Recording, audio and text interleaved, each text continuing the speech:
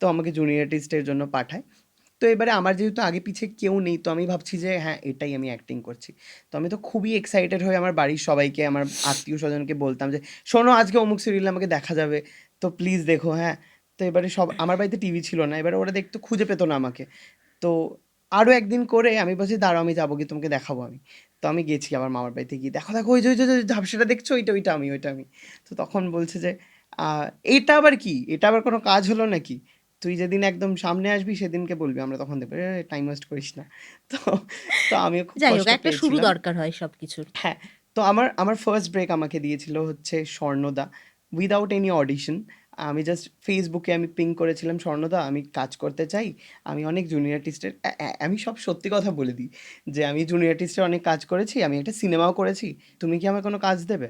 তো তখন স্বর্ণদা বলেছিল, "ঠিক আছে, কালকে তো শুটিং, চলে আসিস।" বয়েই গেল রুবির পেছনে নাজিরাবাদের স্টুডিও।